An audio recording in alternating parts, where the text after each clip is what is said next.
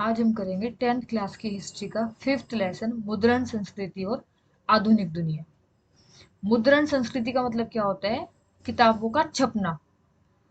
और आधुनिक दुनिया में मुद्रण संस्कृति का व्यापक पैमाने पर प्रसार हो चुका है। बहुत सारी किताबें, बहुत सारे जो मुद्रण संस्कृति है उसके बहुत सारे व्यापक रूप हमारे सामने देखने को मिलते हैं। लेकिन प्रश्न क्या उठता है कि क्या शुरुआत से ही मुद्रण संस्कृति हमारे समाज में थी, या पहले ये किस रूप में मौजूद थी? पहले लोगों को अगर पहले के किसी मतलब इतिहास के बारे में जानना है या फिर अपने भावों को व्यक्त करना है तो वो किस प्रकार या किन चीजों का उपयोग करते थे?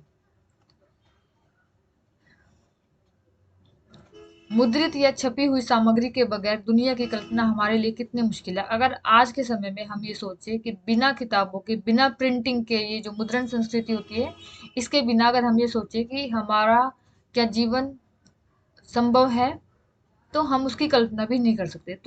आप सोचिए कि अगर आपके आसपास बुक ही ना हो, किताब ही ना हो, तो हमें आसपास का ज्ञान कहाँ से मिलेगा? हम अपने चारों तरफ जहां नजर दौड़ाए हमें कोई ना कोई छपी हुई चीज दिखाई देगी। अगर हम कहीं पर भी देखते हैं हमें कोई ना कोई चीज छपी हुई जरूर दिखाई देती है। किताबें, पत्र पत्रिकाएं, जैसे कहीं किताब है, न्यूज़पेपर है, पत्र पत्रिकाएं है, हमें कुछ भी जानना है तो हम पढ़ कर ही जानते हैं। और पढ़ते किसमें? किताबों से पढ़ते हैं। अखबार, मशहूर तस्वीरों की नकलें, मेज पर बड़े, अब ये जैसे सरकार है, सरकार विज्ञापन देती है तो वो भी जगह जगह पोस्टर लगे होते हैं, उसके लिए भी प्रिंटिंग जो है वो महत्वपूर्ण है। एक अपने संदेश दूसरों तक पहुंचाना।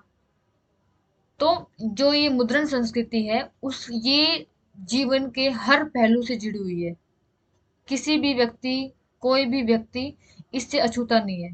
तो ये जो मुद्रण संस्कृति है उसका हमारे जीवन में महत्वपूर्ण स्थान है। जैसे क्या है मुद्रण संस्कृति में? किताबें, पत्र पत्रिकाएं, अखबार, मशहूर तस्वीरों की नकलें, मेज पर पड़े नाटक के प्रोग्राम, सरकारी सूचनाएं, कैलेंडर, डायरी, सड़क के किनारे विज्ञापन और सिनेमा के पोस्टर। कोई मूवी रिलीज होती है तो सबसे पहले क्या होता है? जगह जगह उसके पोस्टर लगते हैं उसका प्रचार करने के लिए। हम छपा हुआ साहित्य पढ़ते हैं, पेंटिंग देखते हैं, अखबार पढ़ते हैं और सार्वजनिक दुनिया में चल रहे विवादों का जायजा लेते हैं। हम क्या करते हैं? पढ़ा हुआ साहित्य पढ़ते हैं, पेंटिंग जो है वो देखते हैं, अखबारों को पढ़ते हैं और पूरी दुनिया में क्या चल रहा है वो उसका भी हम उसी से, जैसे अखबार पढ़ा हमने तो अखबार से हमें क्या हुआ, आसपास के देशों में कहाँ क्या हो रहा है, वो सारी खबरें हमें उससे मिलती है। हम मुद्रित दुनिया के अस्तित्व को यह मानकर चलते हैं कि यह सोचने की भी जरूरत नहीं पड़ती कि छपाई के पहले भी एक दुनिया थी। हमें जो दिखता है हम उसके अनुसार अपना जीवन ढाल लेते हैं, उसी को पढ़ते हैं, उसी का अंदाजा लगा लेते हैं। लेकिन क्या हमने ये सोचा है कि जब छपाई नहीं होती थी, जब ये छपाई का जमाना नहीं था, तब क्या होता था? तो ये जो लेसन है इस पार्ट में हम मुद्रण संस्कृति, जो प्रिंटिंग या जो छपाई होती है, किताबें, अखबार, न्यूज़पेपर, जो भी किताब जो जिस चीज की भी छपाई की जाती है, जो मुद्रण संस्कृति कहलाती है, उसके बारे में देखेंगे।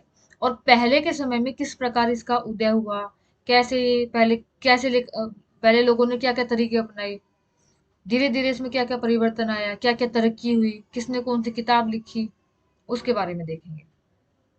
स्टार्टिंग से, शुरुआती छपी किताबें। शुरुआत में किताबें कैसे छपती थी?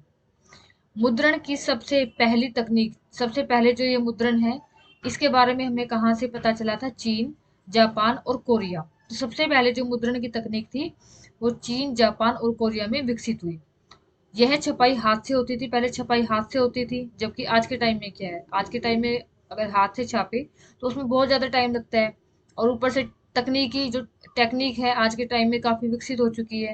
तो आज के टाइम में क्या होता है, जब किताबों की प्रिंटिंग या जो भी छपाई वगैरह की जाती है उसके लिए मशीनों का यूज होता है। लेकिन हम बात कर रहे हैं शुरुआत की, पहले की। तो मुद्रण की जो सबसे पहली तकनीक है वो एक तो कहाँ कहाँ से आई है? चीन, जापान और कोरिया से। और ये जो छपाई इन देशों में पहले होती थी वो हाथ से होती थी। लगभग तकरीबन 594 ईस्वी से चीन में स्याही लगे काठ के ब्लॉक या तख्ती पर कागज को रगड़कर किताबें छापी जाने लगी थी। 594 ईस्वी पूर्व क्या होता था? चीन में ब्लॉक होते हैं ना, जो छपती है जिनसे चीजें, वो स्याही लगती थी उस पे, या तो उसको ठप्पा करके उससे छापा जाता था या तख्ती पर कागज को रखा जाता था, फिर किताबें छापी जाती थी। और उस समय जो आज के पेज है उस तरीके के नहीं होते, जो पेज होते थे बहुत पतले, कागज बहुत पतला होता था। एक ही कागज के दोनों तरफ छपाई करनी संभव नहीं थी। आज के समय में आप देखोगे, अगर हम कोई बुक देखते हैं तो उस बुक के जैसे एक पेज पे कुछ लिखा होगा, फिर हम उसको पलट के देखेंगे तो दूसरे पेज पे भी लिखा जाता है, क्योंकि पेजों की क्वालिटी अच्छी होती है, मोटे पेज होते हैं। पहले पतले पेज होते थे, क्वालिटी भी इतनी अच्छी नहीं थी आज के मुकाबले, तो दोनों तरफ नहीं छप सकता था। इसीलिए पारंपरिक चीनी किताब, जो पुरानी की चीनी किताब थी, वो अकॉर्डियन शैली में, इसको बोलते थे अकॉर्डियन शैली। किसको? कि किनारों को मोड़ा जाता था, कागज के किनारों को, फिर उसको सिला जाता था, और फिर पेज जो थे उसके किनारों को सबको मोड़कर सील कर फिर किताबें बनती थी। किताबों का सुलेखन या खुशनवीसी, खुशनवीसी का मतलब क्या होता है? सुंदर सुंदर लिखना। करने वाले लोग दक्ष, जो लोग किताबों पे लिखते थे ना, सुंदर सुंदर जो लिखते थे अच्छा लेख, वो अपने काम में दक्ष होते थे, मतलब पूरे ट्रेंड होते थे, जो हाथ से बड़े सुंदर सुडोल अक्षरों को सही सही कलात्मक लिखाई करते थे। एक लंबे अरसे तक मुद्रित सामग्री का सबसे बड़ा उत्पादक चीनी राजतंत्र था। सबसे पहले आपने देखा था इससे पहले वाले अध्याय में, जो रेशम था, सिल्क जो था, सिल्क रूट जो हमने देखा था, उसकी शुरुआत भी चीन से हुई थी। और जो मुद्रित सामग्री है उसका भी सबसे पहले, सबसे ज्यादा उत्पादन, सबसे बड़ी मात्रा में उत्पादन चीन ही करता था। तो इसमें देखिए आपको क्वेश्चन क्या बनता है, सबसे मुद्रण की सबसे पहले तकनीक किस किस देश में आई? मुद्रण की सबसे पहली तकनीक किस में आई? चीन, जापान और कोरिया। और उसमें छपाई किस प्रकार की जाती थी? तो आपको पूरा पैराग्राफ लिखना है। अकॉर्डियन शैली भी, ठप्पे लगा के जो सही लगाई जाती थी काट पर, वो, ये पूरा आपको पैराग्राफ लिखना है। ये भी आ सकता है क्वेश्चन, मुद्रित सामग्री का सबसे बड़ा उत्पादक कौन था? तो चीन। देखिए, मुद्रण की सबसे पहली तकनीक किस में आई? चीन में। तो हमने चीन के बारे में देखा कि कैसे छपाई होती थी। अब हम देखेंगे जापान के बारे में। जापान में मुद्रण कैसे होता था? चीनी बौद्ध प्रचारक 768 से 770 ईस्वी के आसपास छपाई की एक तकनीक लेकर जापान गए। बौद्ध प्रचारक वो होते जो बौद्ध धर्म का प्रचार करते हैं। तो चीनी जो बौद्ध प्रचारक थे, जो चीन के बौद्ध प्रचारक थे, उन्होंने क्या किया, क्योंकि चीन में सबसे पहले इसकी शुरुआत हो गई थी, तो 768 से 770 ईस्वी के आसपास ये वहां जो छपाई की जाती थी उसको लेके कहाँ पहुंचे? जापान। जापान की सबसे पुरानी 868 ईस्वी में छपी पुस्तक, जापान में सबसे पुरानी पुस्तक, सबसे पुरानी किताब जो सन 868 ईस्वी में छपी थी, उसका नाम क्या है? डायमंड सूत्र। जिसमें पाठ के साथ साथ काठ पर खुदे हुए चित्र, ये देखिए, ये डायमंड सूत्र है, ये किताब है, और ये इस पे चित्र बिल्कुल खुदे हुए हमें दिखाई दे रहे हैं। इस तरीके से किताब छपी जाती थी। तस्वीरें अक्सर कपड़े, तस्वीर किस पे बनती थी? कपड़े पर, ताश के पत्तों पर और कागज के नोटों पर। मध्यकालीन जापान में कवि भी छपते थे और गद्यकार भी, और किताबें सस्ती, और जापान में क्या था, जो किताबें मिलती थी वो सस्ती थी और आसानी से मिल जाती थी। सुलभ मतलब आसानी से मिल जाना। तो जापान में क्या था, सबसे पहले चीनी बौद्ध प्रचारक 768 से 770 के आसपास ये छपाई की तकनीक लेके कहाँ गए? जापान में गए। जापान में सबसे पुरानी किताब का नाम है डायमंड सूत्र। कब हुई थी प्रिंट? 868 ईस्वी में। और इसमें छपाई कैसे की जाती थी ये। तो जब आपसे क्वेश्चन पूछा जाए कि ये देखिए, मुद्रण की सबसे पहली तकनीक किन किन देशों में आई, तो चीन, जापान और कोरिया। चीन में कैसे छपाई की जाती थी, पूरा पैराग्राफ आपको लिखना है। एक क्वेश्चन हमारा बनता है कि मुद्रित सामग्री का सबसे बड़ा उत्पादक कौन था? चीन। फिर जापान में क्या आएगा कि जापान की सबसे पुरानी पुस्तक कौन सी है? तो आपको लिखना डायमंड सूत्र। और कब छपी? 868 में छपी। और इसमें किस प्रकार छपाई की जाती थी, ये पूरा आपको, जैसे इसमें बताया ना कि कपड़ों पर, ताश के पत्तों पर, कागज के नोटों पर, ये सारा आपको ये पूरा पैराग्राफ लिखना है जापान के बारे में, अगर क्वेश्चन आता है तो। आगे, 18वीं सदी के अंत में एदो, एदो किसका नाम था? जिसको टोक्यो के नाम से जाना जाता है ना, उसका नाम पहले एदो था। तो 18वीं सदी के अंत में एदो के शहरी इलाके की जगह का नाम है एदो। उसके शहरी इलाके की चित्रकारी में शालीन शहरी संस्कृति का पता चलता है। 18वीं सदी के अंत में एदो एक जगह का नाम है, वहां उसमें जो चित्रकारी की गई है उससे क्या पता चलता है, वहां का जो शहरी लोग हैं कैसे रहते थे, क्या खाते थे, क्या पहनते थे, उनकी संस्कृति के बारे में पता चलता है। किसकी? शहरी लोगों की। जिसमें हम क्या क्या है, चाय घर के मजमू, कैसे उनके चाय घर होते थे, कलाकार क्या काम करते थे, और तफायफों को, ये इनको देख सकते हैं। हाथ से मुद्रित तरह तरह की सामग्री, महिलाओं, संगीत के साजो, हिसाब किताब, चाय, अनुष्ठान, फूलसाजी, शिष्टाचार, रसोई पर लिखी किताबों में से पुस्तकालय एवं दुकानें अटी पड़ी है। वो मतलब किताबों का प्रकाशन और जो मतलब छपाई जो है बहुत बड़ी संख्या में यहाँ हुई है। किसमें? जापान में। ये भी साथ साथ देख लीजिए। 13वीं शताब्दी के मध्य में, मतलब 13वीं शताब्दी के बीच में, त्रिपिटका कोरियाना वुड ब्लॉक्स, 13वीं शताब्दी के मध्य में त्रिपिटका कोरियाना वुड ब्लॉक्स मुद्रण के रूप में बौद्ध ग्रंथों का कोरियाई संग्रह है। तो इसमें हमारा कई बार ऐसे भी क्वेश्चन आ जाते हैं, बौद्ध ग्रंथों का कोरियाई संग्रह क्या है? तो 13वीं शताब्दी के मध्य में त्रिपिटिका कोरियाना वुड ब्लॉक्स मुद्रण के रूप में बौद्ध ग्रंथों का कोरियाई संग्रह है। मतलब 13वीं शताब्दी में त्रिपिटिका कोरियाना वुड ब्लॉक्स जो थे, उसमें जो बौद्ध ग्रंथ है, जो बौद्ध धर्म से संबंधित जो किताबें हैं, उसका संग्रह है। इन ग्रंथों को लगभग 80,000 इन ग्रंथों को लगभग 80,000 वुड ब्लॉक्स पर उकेरा गया है। लकड़ी के जो ब्लॉक्स होते हैं उस पर उकेरा गया है लगभग 80,000 ग्रंथों को। और सन 2007 में इसको यूनेस्को, जो हमारा अंतर्राष्ट्रीय संगठन है एक, उसी का एक अंग है ये यूनेस्को। यूनेस्को जो है उसमें memory of the world register है, उसमें अंकित किया गया है। पूरी दुनिया का जो जिसमें रिकॉर्ड रखे जाते हैं उसमें उसको लिखा गया है। तो 13वीं शताब्दी के मध्य में त्रिपिटका कोरियाना वुड ब्लॉक जो है वो बौद्ध धर्म का कोरियाई संग्रह है। 80,000 कम से कम इसमें ये वुड ब्लॉक्स जो है उकेरे गए हैं। और सन 2007 में यूनेस्को ने इसको memory of the world register में लिखा है।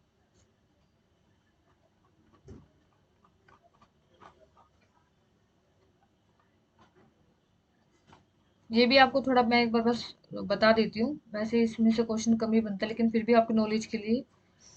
कितागावा कितागावा उतामारो 1753 ईस्वी में एदो में पैदा हुई। ये उतामारो एक व्यक्ति का नाम है, आपको सिर्फ पीछे का नाम याद रखना, उतामारो। इन्होंने क्या किया था 1753 में, उकियो नाम की एक नई चित्रकला शैली में अहम योगदान किए। चित्रकला जैसे देखिए ये चित्र बना रखा है ना, चित्रकला किसको बोलते हैं? जो चित्रकार, या चित्रकार कौन होता है? जो चित्र बनाता है। चित्रकला क्या होती है? जो चित्र बनते हैं वो। जैसे ये देखिए, ये जो उतामारो है ये एदो एक जगह का नाम है, वहां ये पैदा हुआ। 1753 में इसने क्या किया, चित्रकला शैली से सुंदर सुंदर इसने चित्र बनाए।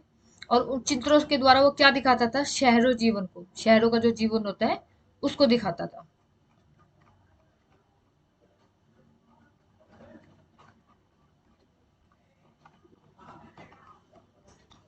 तो हमने इसमें क्या देखा, शुरुआत में सबसे पहले मुद्रण की शुरुआत कहाँ से हुई?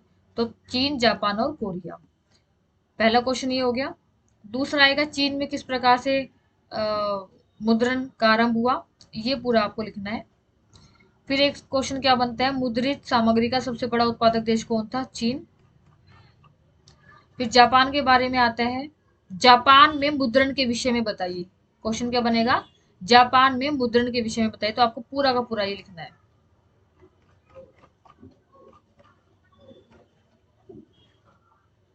ऐसे भी आ सकता है कि उतामारो ने कौन सी शैली विकसित की? तो चित्रकला शैली। और कब विकसित की? 1753 में। इसमें से भी आ सकता है 13वीं शताब्दी के बौद्ध ग्रंथों का कोरियाई संग्रह किसका था, कौन था? या फिर 13वीं शताब्दी के मध्य में त्रिपिटका कोरियाना वुड ब्लॉक्स मुद्रण के रूप में किन ग्रंथों का संग्रह है? तो बौद्ध ग्रंथों का कोरियाई संग्रह है। और इसको 2007 में किसको UNESCO memory of the world register में अंकित किया गया है? तो बौद्ध ग्रंथों के कोरियाई संग्रह को। फिर आते हैं हमारा, अभी हमने चीन के बारे में देखा, जापान के बारे में देखा, किस प्रकार वहां पे मुद्रण का विकास हुआ। अब हम देखेंगे यूरोप में मुद्रण का आना। चीन से रेशम और मसाले रेशम मार्ग से यूरोप आते रही है। चीन से क्या, रेशम रेशम और मसाले जो है वो रेशम मार्ग से है। जो रेशम मार्ग हमने इससे पहले वाले लेसन में पढ़ा था, उससे वो विभिन्न देशों में जाते रहे, यूरोप के देशों में। 11वीं सदी में चीनी कागज भी, जैसे रेशम का पता दुनिया को चीन से चला, मसालों, विभिन्न मसालों का जो बारे में जो समझ है वो चीन से विकसित हुई, उसी तरह चीनी जो कागज है वो भी हमें उसी से पता चला। 1295 ईस्वी में मार्को पोलो नामक महान खोजी यात्री, ये एक ऐसा, मतलब मार्को पोलो कौन था? वो एक यात्री था जो अलग अलग देशों में जाके खोज करता था नई नई चीजों की। तो 1295 में मार्को पोलो नामक इस महान खोजी यात्री ने क्या किया? चीन में इसने काफी साल तक खोज की और उसके बाद ये कहाँ पे आ गया? इटली में आ गया। इसने इटली में आके क्या किया? चीन के पास जो वुड ब्लॉक, जो काठ की तख्ती पे जो छपाई की जाती थी, वो तकनीक तो पहले से मौजूद थी। मार्को पोलो ने क्या किया? वहां देखा कि कैसे कैसे छपाई की जाती है, कैसे कैसे प्रिंट किया जाता है, और ये वो सारी बातें आके उसने कहाँ बताई? इटली में। इटली में भी आके फिर से क्या हुआ? अ, इटली में क्या हुआ कि जो मार्को पोलो जो चीन से आया था, उसने चीन में जो देखा वो आके इटली में बताया, और इटली में भी किताबें छपने लगी। धीरे धीरे इटली से वो दुनिया के और देशों में भी, यूरोप के देशों में भी वो चीजें फैल गई। मुद्रित किताबों को सस्ती और अश्लील मानने वाले कुलीन वर्ग और भिक्षु संघों के लिए छपी किताबों के विलासी संस्करण अभी भी बेशकीमती वेलम या चर्म पत्र पर ही छपते थे। व्यापारी और विश्वविद्यालय के विद्यार्थी सस्ती मुद्रित किताबें खरीदते थे। वेलम क्या होता है? जो जानवरों के चमड़े से बनी होती है ना लेखन, मतलब लेखन लिखने का काम किस पे किया जाता है? जानवरों के चमड़े से एक सतह बनाई जाती है, उस पे लिखा जाता है, उसको वेलम बोलते हैं। वो थोड़ी महंगी होती है वो छपाई। तो आपको इसमें क्या देखना, क्वेश्चन देखिए। मार्को पोलो कौन था? मार्को पोलो कौन था? वो एक महान खोजी यात्री था जो 1295 में चीन से आया इटली, और इटली में आके उसने छपाई का ज्ञान दिया। और इस तरह ये छपाई की जो चीज थी, ये छपाई का जो एक अ, लोगों को एक जो ज्ञान मिला, वो धीरे धीरे यूरोप के बाकी देशों में भी फैल गया। तो आपको इसमें पूरा पैराग्राफ लिखना, अगर मार्को पोलो के बारे में आए तो आपको ये सारा देना है। या फिर क्वेश्चन ऐसे भी आ सकता है कि यूरोप के देशों में मुद्रण संस्कृति कैसे फैली, तो भी आपको ये आंसर बताना है। लेकिन किताबों की आबाद बढ़ती मांग हस्तलिखित पांडुलिपियों से पूरी नहीं होने वाली थी। नकल उतारना बेहद खर्चीला, श्रम साध्य और श्रम साध्य काम था। पांडुलिपियां अक्सर नाजुक होती है, उनके लाने ले जाने रख रखाव में तमाम मुश्किलें थी, इसलिए उनका सर्कुलेशन सीमित रहा। तो किताबों की बढ़ती मांग के चलते वुड ब्लॉक प्रिंटिंग उत्तरोत्तर लोकप्रिय होता गया। 15वीं सदी की शुरुआत तक यूरोप में बड़े पैमाने पर तख्ती की छपाई का इस्तेमाल करके कपड़े, ताश के पत्ते और छोटी छोटी टिप्पणियों के साथ धार्मिक चित्र भी छापे जा रहे हैं। जाहिर है कि किताबें छापने के लिए इससे भी तेज और सस्ती मुद्रण तकनीक की जरूरत थी। ऐसा छपाई की नई तकनीक के आविष्कार से ही संभव होता था, जो 1430 के दशक में स्ट्रेसबर्ग के योहान गुटेनबर्ग ने अंततः कर दिखाया। देखिए, आपको पता है कि सबसे पहले जब ये प्रिंटिंग का काम, मुद्रण का काम नहीं होता था, तो उससे पहले पांडुलिपियां लिखी होती थी। पांडुलिपियां क्या होती है? जो पेड़ के पत्तों पर, भुर्ज नामक पेड़ के पत्तों पर जो लिखी जाती थी, वो पांडुलिपि होती थी। अब होता क्या था कि हमें, अगर हमने हमें पहले इतिहास के बारे में जानना है, तो उस समय किताबें तो छपती नहीं थी, ना लोगों को किताबों का ज्ञान था। प्रिंटिंग मशीन, ये जो मुद्रण संस्कृति, ये भी नहीं आई थी। तो हमें जो पहले के बारे में हमने जो हमने पढ़ा है, पहले क्या होता था, वो हमने पांडुलिपियों से देखा है। क्योंकि पांडुलिपियां हमें कहीं की पहले की मिली है, उससे हमने पीछे का इतिहास जाना है। लेकिन जो पांडुलिपियां होती है उनका रखरखाव करना बहुत खर्चीला था। कैसे? एक तो पांडुलिपि ज्यादा लंबे समय तक चलती नहीं थी, गल जाती थी, खराब हो जाती थी। हम आज से पहले कई सौ साल पहले बहुत सारी पांडुलिपियां लिखी गई थी, लेकिन उसमें से जो समझने लायक है, जो मुश्किल से पढ़ी जा चुकी है, वो बहुत कम मिली है। उसमें मेहनत बहुत लगती थी, टाइम बहुत लगता था, खर्चीली होती थी, लाने ले जाने की मुश्किल थी, रास्ते में ही खराब हो जाती थी, गल जाती है, कीड़ों ने खा ली, बहुत सारी दिक्कत होती थी। तो पांडुलिपियों को संभालना बहुत मुश्किल काम था। तो जैसे मुद्रण संस्कृति आई तो लोगों का झुकाव उसकी तरफ ज्यादा बढ़ा और धीरे धीरे ये लोगों में बहुत ज्यादा फेमस हो गई। अब किताबें तो छपने लगी, अब लोग चाहते थे कि सस्ती मिले, जिससे कि सभी लोगों की वो पहुंच में आ जाए, हर कोई व्यक्ति उसका फायदा उठा सके। और ये काम किसने कराया? गुटेनबर्ग ने। किसने किया? गुटेनबर्ग ने। कब किया? 1430 में। अब ये गुटेनबर्ग क्या है, इसके बारे में देखते हैं। साथ में ये भी देखिए, आप साइड में से कई बार क्वेश्चन आ जाते हैं हमारे। कोरिया की जिगजी। हमने स्टार्टिंग में क्या पढ़ा? मुद्रण की जो शुरुआत है वो चीन, जापान और कोरिया से हुई है। चीन के बारे में हमने देख लिया, जापान के बारे में हमने पढ़ा, ये कोरिया है। कोरिया की जिगजी मूवेबल मेटल टाइप। कोरिया की जिगजी मूवेबल मेटल टाइप के साथ मुद्रित दुनिया की सबसे पुरानी मौजूदा पुस्तकों में से है।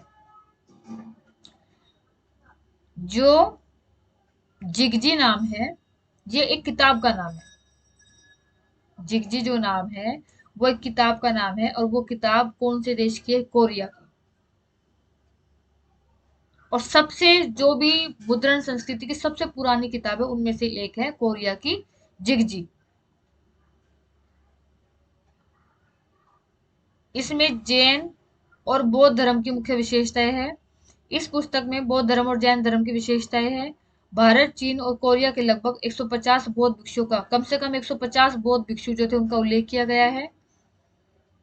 और इसे 14वीं शताब्दी के अंत में, मतलब 14वीं शताब्दी के लास्ट में इसको मुद्रित किया गया, इसको छापा गया। पुस्तक का इसका एक खंड तो हमारे पास है ही नहीं। जो दूसरा खंड है वो फ्रांस की जो नेशनल लाइब्रेरी है उसमें है। यह कार्य मुद्रण संस्कृति में एक महत्वपूर्ण तकनीकी परिवर्तन साबित हुआ। यही कारण है कि इसे 2001 में, इसको भी फिर क्या किया, 2001 में UNESCO memory of the world register में अंकित किया गया, वहां पे उसको लिखा गया। तो कोरिया की कौन सी बुक है? जिगजी।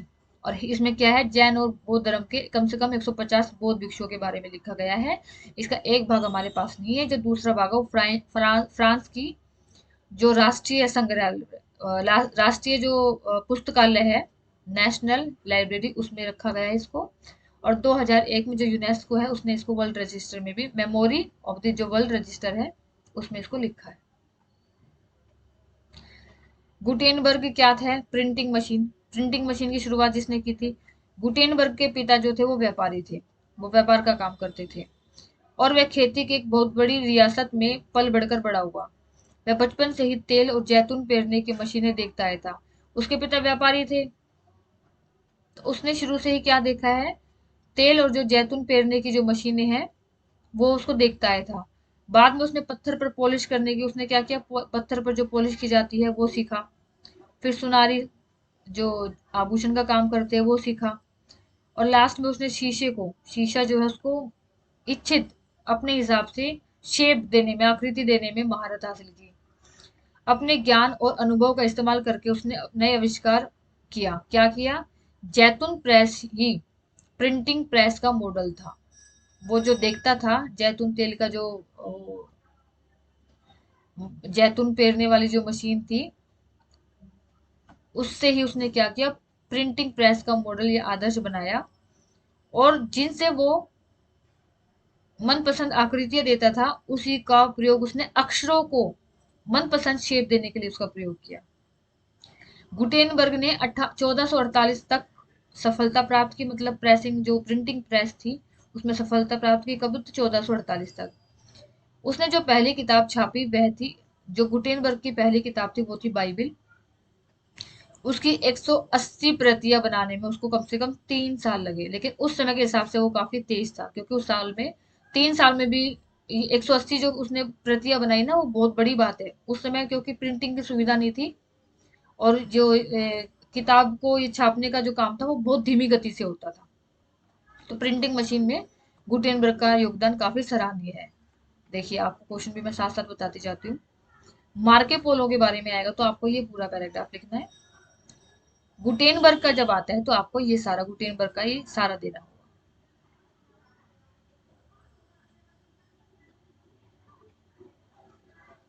गुटेनबर्ग का आपको ये पूरा पैराग्राफ लिखना होगा। कई बार ये भी आ जाता है जिगजी कौन से देश की किताब है, कोरिया की है। और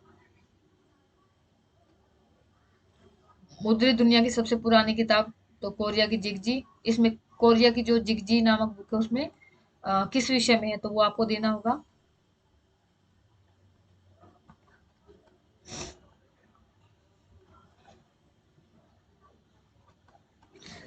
शुरू शुरू में अब गुटेनबर्ग के बारे में हम आगे जान रहे हैं। शुरू शुरू में छपी किताबें भी अपने रंग रूप और साज सज्जा में हस्तलिखित पांडुलिपियां जैसी दिखती थी। शुरू शुरू में जब किताबों का छपना शुरू हुआ तो वो ऐसी लगती थी जैसे कि हाथ से पांडुलिपि लिखी गई है। धातुई अक्षर हाथ की सजावटी शैली का अनुसरण करते थे। हाशिए पर फूल पत्तियों के डिजाइन बनाए, पहले फूल और पत्तियों के डिजाइन बनाए जाते थे, चित्र पेंट किए जाते थे। अमीरों के लिए बनाई गई किताबों के में छपे पन्ने पर हाशिए की जगह बेल बूटों के खाली छोड़ दिए जाते थे, क्योंकि जो अमीर लोग होते थे जैसा वो उनको अच्छा लगता था उसी तरीके के उनके लिए डिजाइन कराया जाता था। करीब 100 सालों के दरमियान यूरोप के ज्यादातर देशों में अब धीरे धीरे पहले चीन में आया, चीन से जापान में फैला, जापान से यूरोप के देशों में आया, जो मार्को पोलो आया था वो इटली में लेके गया, इटली से बाकी देशों को इसके बारे में पता चला। अब धीरे धीरे पूरी दुनिया को इसका छापे खाने का जो था वो उसका पता चल चुका था। दुनिया के विभिन्न देशों में छापे खाने का आविष्कार हो चुका था। छापे छपाई खाने की संख्या में वृद्धि के साथ साथ पुस्तक उत्पादन में कमाल की पुस्तकों का भी बहुत तेजी से उत्पादन हुआ, क्योंकि लोगों को ज्ञान हो गया, इसका काम की रफ्तार बढ़ी। जहां पहले 2 करोड़ तक पुस्तकें एक साल में छपती थी, अब वो 20 करोड़ तक पहुंच गई। इसको कहा जाता है मुद्रण क्रांति।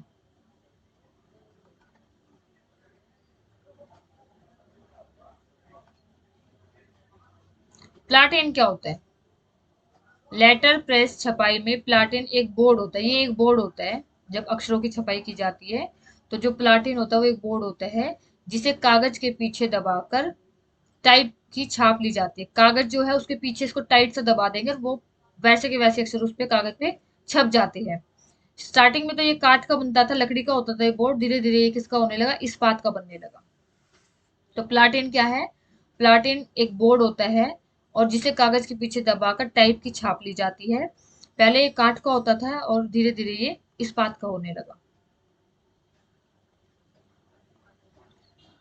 गुटेनबर्ग ने जो 180 प्रतियां छापी थी उसमें से केवल 50 ही बच पाई है, क्योंकि कई साल पहले की बात है।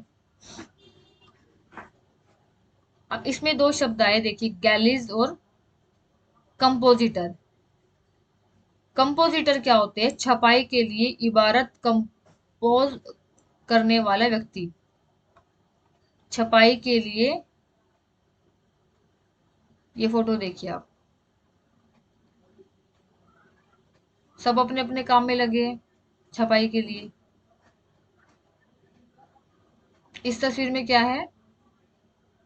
सब एक ही छत के नीचे काम कर रहे हैं। दाएं छोर के हिस्से में कंपोजिटर काम कर रहे हैं। ये देखिए, ये शेप दे रखी है ना, इसको दबा के कागज पे उकेरा जा रहा है। ये इधर क्या कर रहे हैं? ये गैलिस तैयार कर रहे हैं।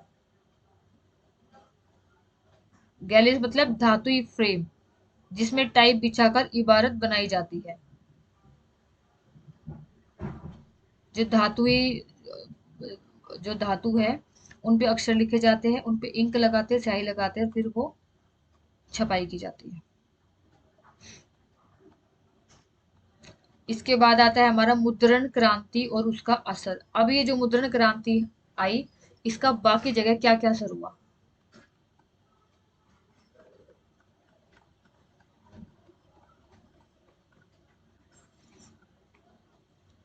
धर्म सुधारक मार्टिन लूथर। मार्टिन लूथर का नाम, मार्टिन लूथर जो व्यक्ति है वो काफी फेमस है, आपने इसका नाम सुना भी होगा पहले। ये एक धर्म सुधारक थे। जो रोमन कैथोलिक चर्च है उसमें बहुत सारी बुराइयां थी, उस धर्म में इन्होंने उसकी काफी बुराई की थी। और अपनी उसके बारे में उन्होंने 95 स्थापनाएं लिखी थी, उसकी बुराइयां करके उस धर्म की अपनी 95 स्थापनाएं लिखी थी।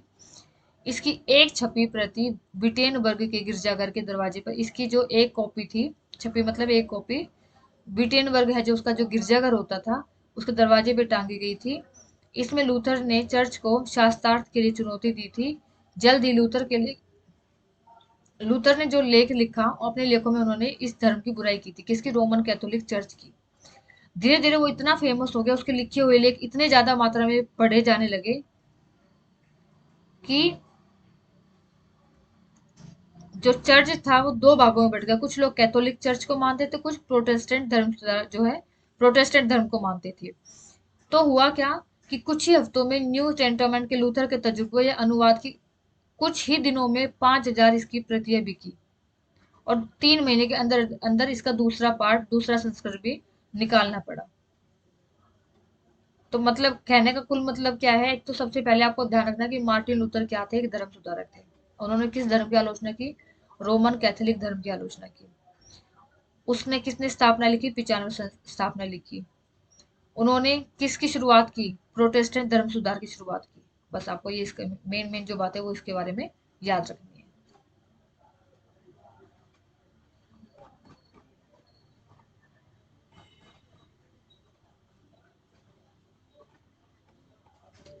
मुद्रण और प्रतिरोध।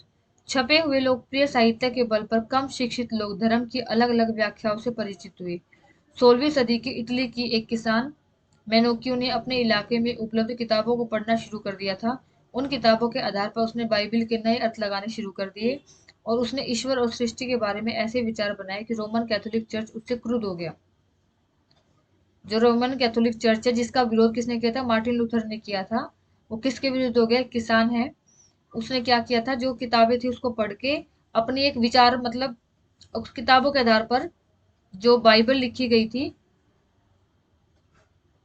गुटेनबर्ग ने जो बाइबल लिखी थी उसके अपने हिसाब से उसकी व्याख्या करनी शुरू कर दी। अब जो कैथोलिक धर्म था वो, कैथोलिक जो चर्च थी वो उससे क्रुद्ध हो गई, गुस्से में हो गई। ऐसे धर्म विरोधी विचारों को दबाने के लिए रोमन चर्च ने क्या किया? इंक्विजिशन एक संस्था बनाई जो क्या करती थी, इस धर्म का जो लोग विरोध करते थे उनके लिए काम करती थी। इसलिए इसको बार बार पकड़ा गया और उसको मौत की सजा दी गई। धर्म के पास ऐसे पाठ और उस पर उठाए गए जा रहे सवालों से परेशान रोमन चर्च ने प्रकाशकों और पुस्तक विक्रेताओं को कई तरह की पाबंदियां लगाई और 1598 में प्रतिबंधित किताबों की सूची रखने लगे। इसने क्या किया? जो कैथोलिक चर्च थी वो पूरी निगाह रखने लगी कि कोई भी ऐसी किताब ना छपे जिसमें उनके धर्मों की या उसकी बुराई कर रखी हो। उन्होंने उस पर प्रतिबंध लगा दिया था, जो किताबों को छापते थे, जो किताबों को बेचते थे, दोनों पर। इसमें जो शब्द आया है इंक्विजिशन, ये क्या होता है? ये देखते थे कौन है जो इस धर्म का विरोध कर रहे हैं। एक तरह से अदालत थी, धर्म अदालत। और क्या करते थे? उन लोगों को सजा देते थे, जैसे इस किसान को सजा दी गई थी मौत की। इसमें आपको देखो क्या, इसमें क्वेश्चन हमारा बनता है मार्टिन लूथर कौन थे, और एक क्वेश्चन बनता है प्रोटेस्टेंट धर्म सुधार आंदोलन की शुरुआत कैसे हुई।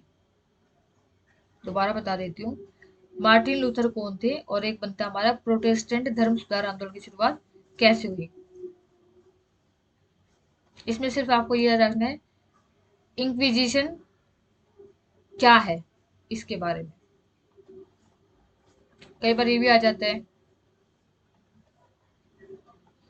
किसान मेनोक्यू कौन था।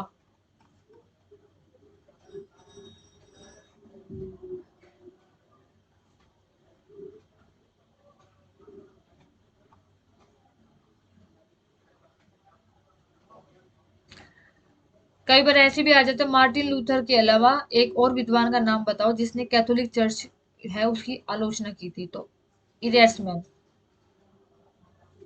इरेस्मस, क्या नाम है? इरेस्मस।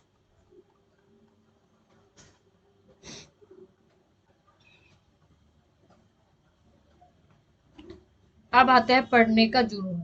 अब तक हमने देखा किस तरीके से प्रिंटिंग की शुरुआत हुई, छापे खाने का आविष्कार हुआ, किताबें छपने लगी। अब लोगों में उस किताबों को पढ़ने का जो जुनून था उसका विकास हुआ। पूरे 17वीं और 18वीं सदी के दौरान यूरोप के ज्यादातर हिस्सों में साक्षरता बढ़ी, ज्यादातर लोगों ने पढ़ना लिखना सीखा। अलग अलग संप्रदाय के चर्चों ने गांव में स्कूल खुलने लगे। किसान और जो मजदूर थे उनको शिक्षित करने लगे। 18वीं सदी के अंत तक यूरोप के कुछ हिस्सों में तो साक्षरता दर 60 से 80% तक पहुंच गई। यूरोपीय देशों में साक्षरता और स्कूलों के प्रसार के जब स्कूल लोग ज्यादा से ज्यादा पढ़ना लिखना सीख गए, स्कूलों में जाना सीख गए, तो उनको क्या चाहिए कि लोगों को किताबें चाहिए थी। लोगों में मतलब बहुत ज्यादा रुचि बढ़ने लगी किताबों को लेकर। नए पाठकों की रुचि का ध्यान रखते हुए किस्म किस्म का साहित्य, अलग अलग तरीके का साहित्य छपने लगा। अब किताबों को बेचने वाले गांव गांव जाकर छोटी छोटी किताब बेचने लगे।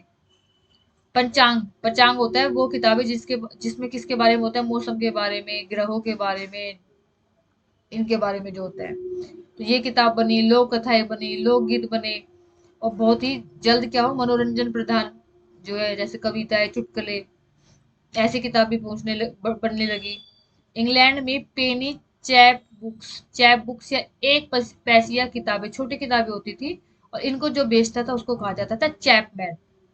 जो इनको बेचता था उसको कहा जाता था चैपमैन। ये ऐसी सस्ती होती थी, गरीब लोग भी इसको पढ़ सकते थे। फ्रांस में क्या हुआ, बिब्लियोथिक ब्लू नाम से देखिए। फ्रांस में बिब्लियोथिक ब्लू का चलन था। ये क्या होती थी, एक तो सस्ते कागज पे छपती थी, सस्ती होती थी, इसका कवर नीले रंग का होता था, और छोटी होती, ये किताबें छोटी होती थी। इसमें प्रेम कहानियां होती थी, अतीत के बारे में होता था। तो काफी लोगों ने बहुत दिलचस्पी दिखाई इन किताबों में।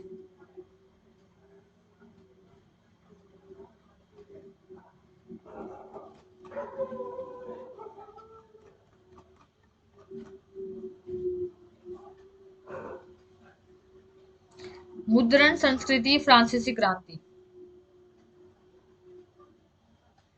कई इतिहासकारों का मानना है कि मुद्रण संस्कृति ने फ्रांसीसी क्रांति के लिए अनुकूल परिस्थितियां रची। कई इतिहासकार क्या मानते हैं कि जो ये मुद्रण संस्कृति है, इससे जो फ्रांस में क्रांति हुई थी 1789 में, उसको काफी बल बढ़ावा मिला। अब कैसे?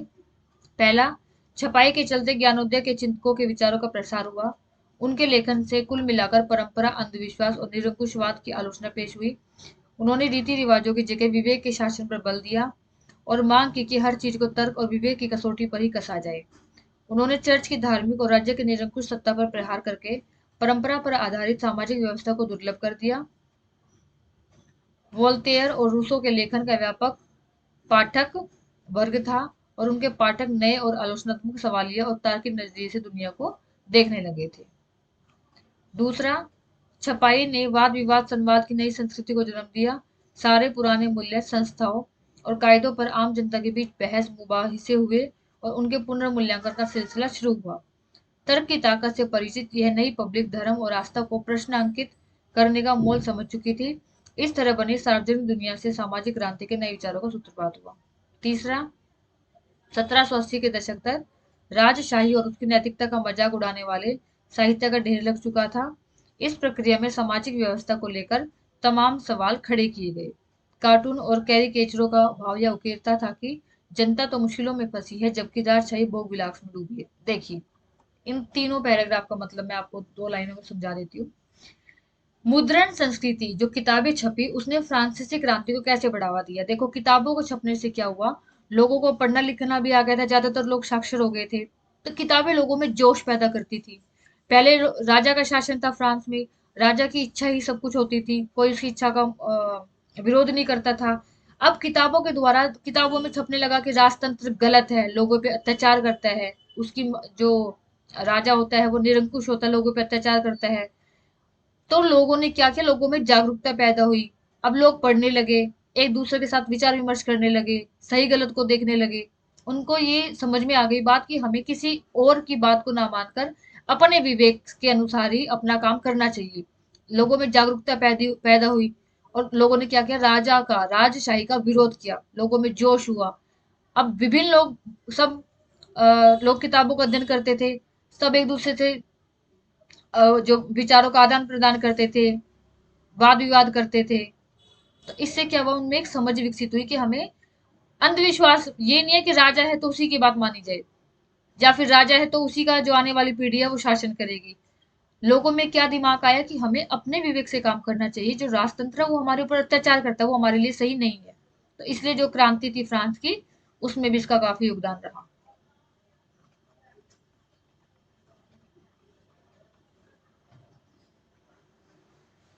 अब बच्चों पर, 19वीं सदी में बच्चों पर, महिलाओं पर, मजदूरों पर इसका क्या असर पड़ा।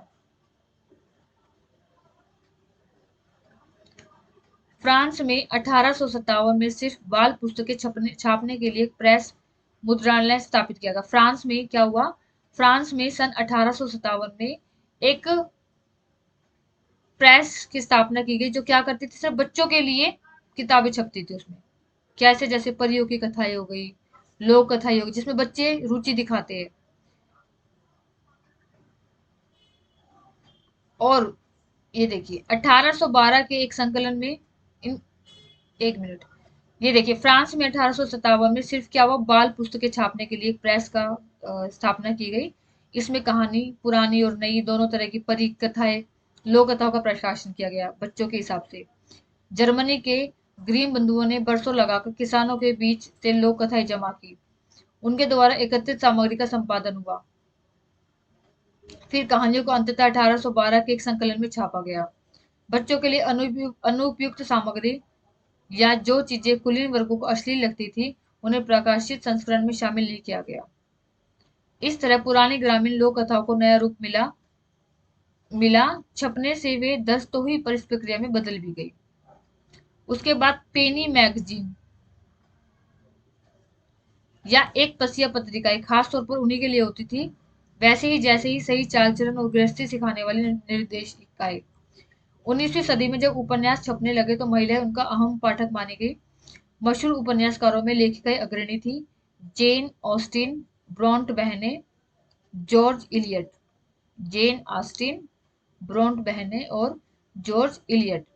उनके लेखन से नई नारी की परिभाषा उभरी, जिनका व्यक्तित्व सुदृढ़ था, गहरी सूझबूझ थी और अपना दिमाग और इच्छा शक्ति थी।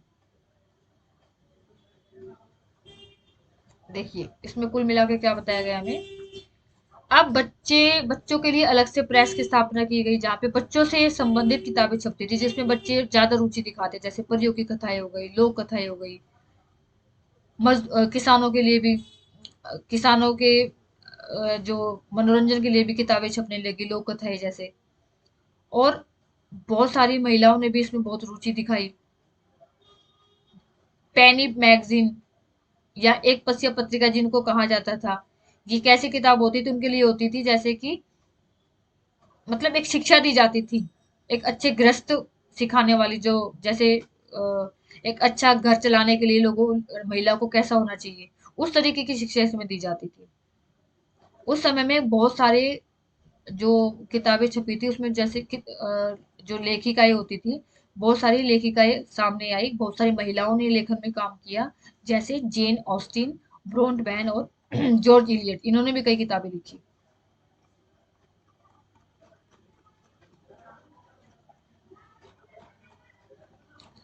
इसमें हमारा क्वेश्चन क्या बनता है, देखिए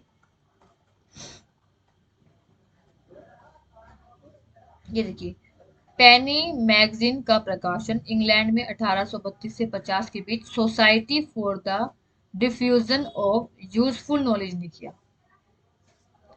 तो क्वेश्चन ये भी आ जाता है, पेनी मैगजीन का प्रकाशन किसने किया। पेनी मैगजीन का प्रकाशन इंग्लैंड में 1832 से 50 के बीच society for the diffusion of useful knowledge ने किया। और ये किस वर्ग के लिए थी, मजदूर वर्ग के लिए थी। जो पेनी या एक पसिया मैगजीन थी वो किसके लिए थी, मजदूर वर्ग के लिए थी। पेनी या एक पैसिया मैगजीन मजदूर वर्ग के लिए थी, और ये इंग्लैंड में छपी थी 1832 से 1850 के बीच, society for the diffusion of useful knowledge.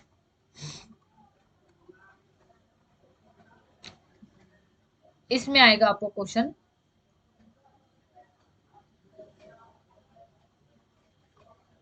बच्चों, महिलाओं और मजदूरों के लिए किस प्रकार की पुस्तकों का प्रकाशन किया गया।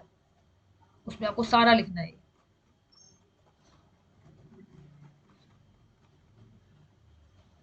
अब आती है भारत की बात। अब तक हमने यूरोप के बारे में, यूरोप के विभिन्न देश, फ्रांस, उससे पहले हमने चीन के बारे में देखा, जापान के बारे में देखा, कोरिया के बारे में देखा।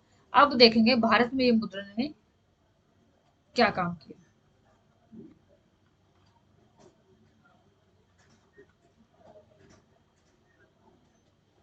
छपाई भारत आई।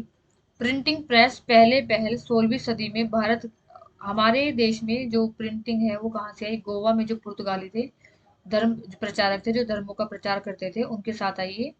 जेसुइट पुजारियों ने, जेसुइट पुजारी जो थे, उन्होंने कोंकणी जो है वो भाषा, एक कोंकणी सीखी और कई सारी पुस्तिकाएं, कई सारी किताबें छापी। 1674 में कोंकणी और कन्नड़ भाषाओं में लगभग 50 किताबें छप चुकी थी। 1674 तक कम से कम 50 किताबें छप चुकी थी। किस भाषा में? कोंकणी और कन्नड़ भाषा में।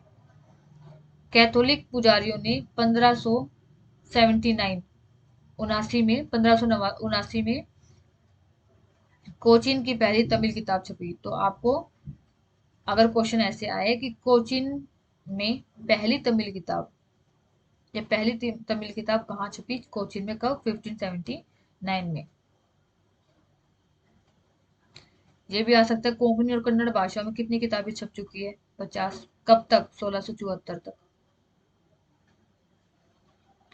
जेसुइट पुजारियों ने कौन सी भाषा सीखी? कोंकणी भाषा सीखी। भारत में छपाई कहाँ से आई? गोवा के पुर्तगालियों से आई।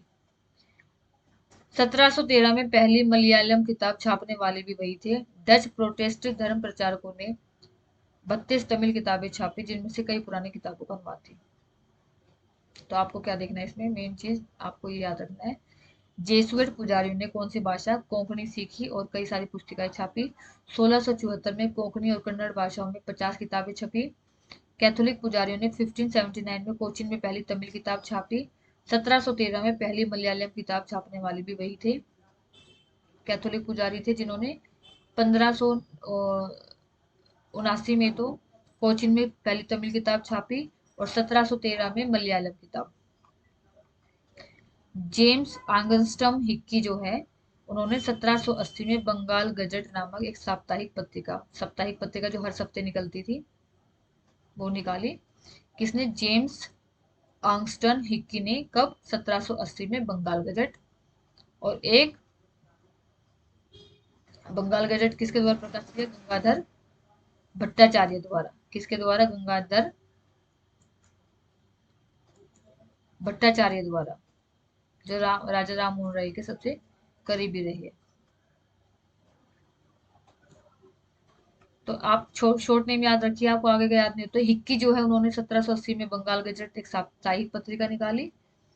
और एक बंगाल गजट किसने निकाला? भट्टाचार्य ने, गंगाधर भट्टाचार्य।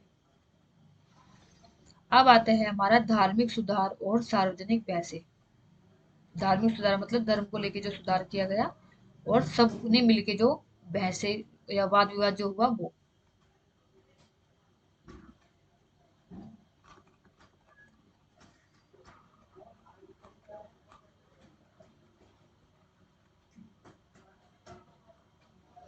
19वीं सदी की शुरुआत से ही धार्मिक मसलों को लेकर बहसों का बाजार गर्म था।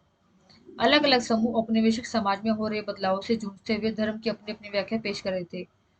कुछ तो मौजूदा रीति रिवाजों की आलोचना करते हुए उनमें सुधार चाहते थे, जबकि कुछ अन्य समाज सुधारकों ने तर्कों के खिलाफ खड़े थे।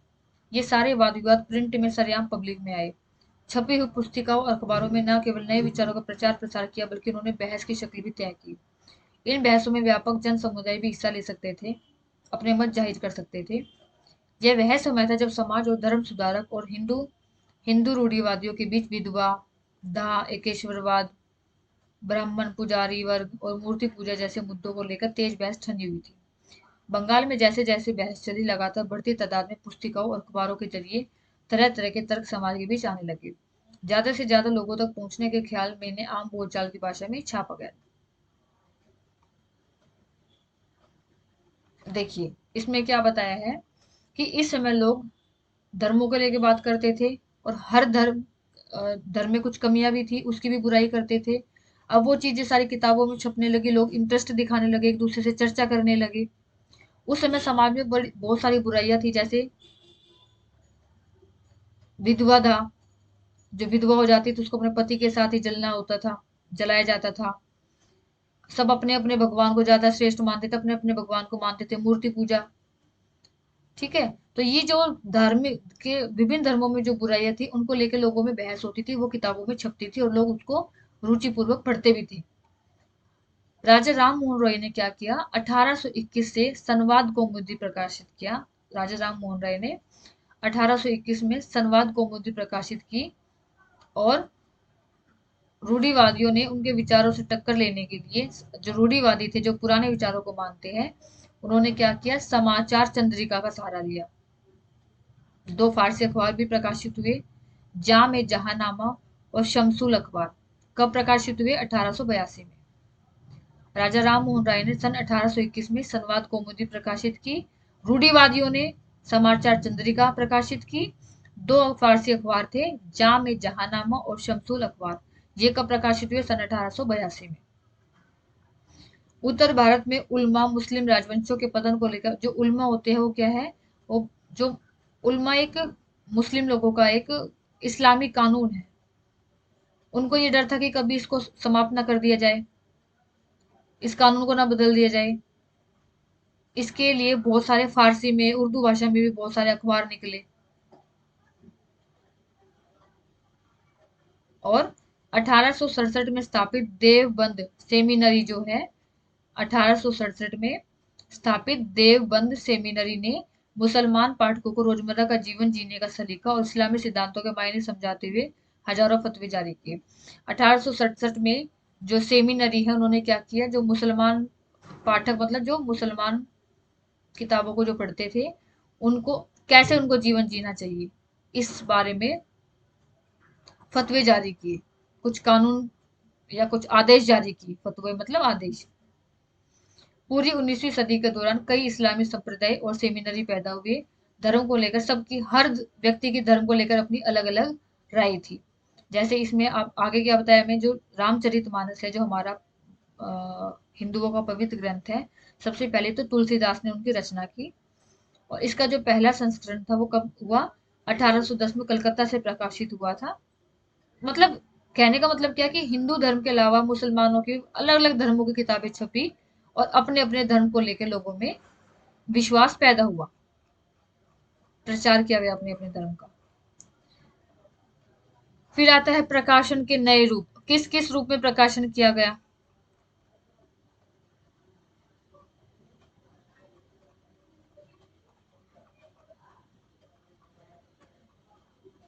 अब आता है महिलाओं के बारे में।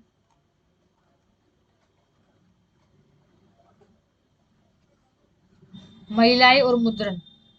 महिलाओं की जिंदगी और उनकी भावनाएं बड़ी साफ गोई और गहनता से लिखी जाने लगी। अब महिलाओं के ऊपर किताबें लिखी जाने लगी। जो मध्यम वर्ग की घरों की, जो मध्यम वर्ग की महिलाएं थी, उनका और ज्यादा, पहले से ज्यादा उनका पढ़ने में रुचि बढ़ने लगी। अब लोगों की सोच में परिवर्तन आया। पिता और पति अपने घर में औरतों को पढ़ाने लगे, कई स्कूलों में भेजने लगे।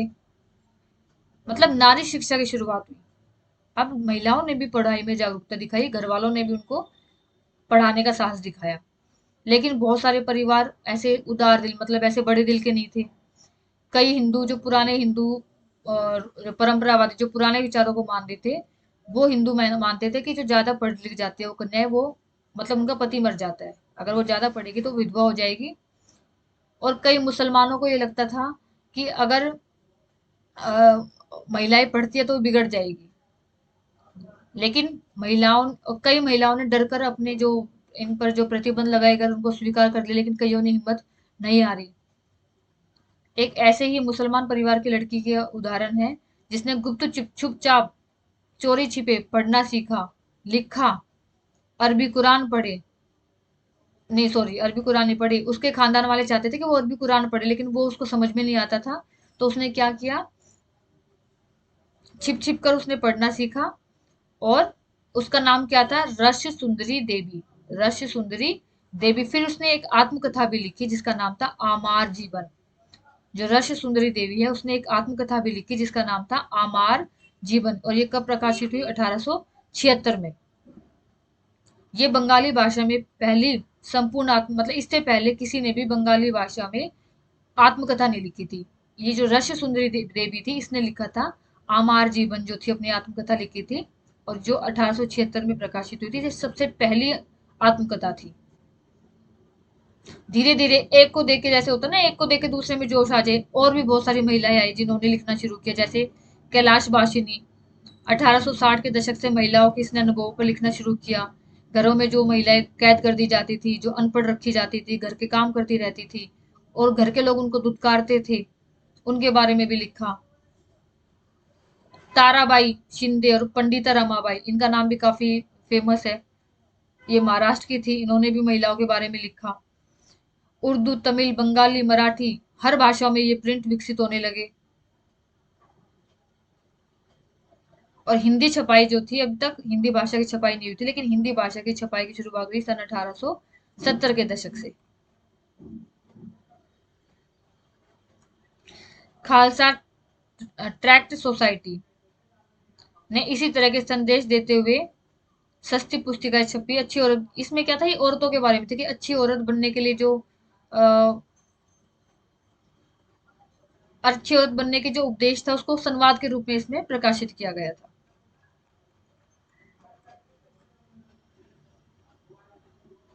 इसके अलावा जातियों से संबंध, जैसे ज्योतिबा फूले, आप जानते हैं इनका नाम, इन्होंने निम्न जाति जो है उनके बारे में आवाज उठाई थी उनके लिए।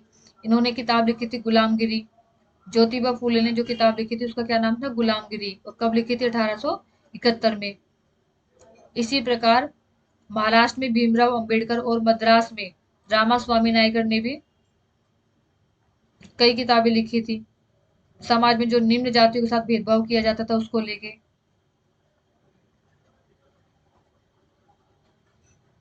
कारखानों में क्या था, फैक्ट्री में मजदूरों से बहुत ज्यादा काम लिया जाता था।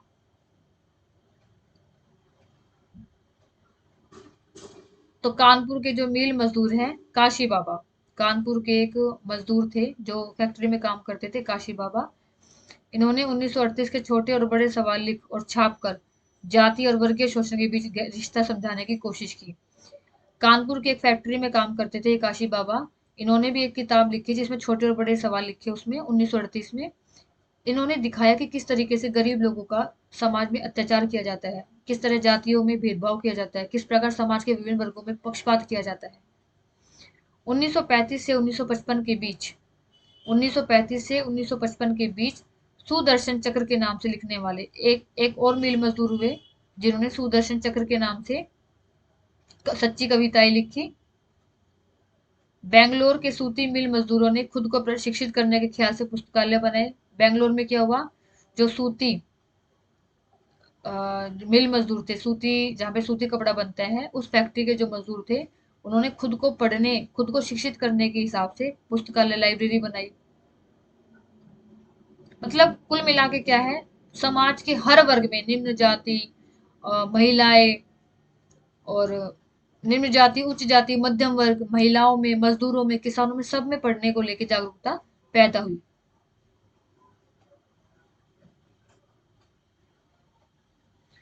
ये देखिए, लक्ष्मीनाथ बेजबरुआ।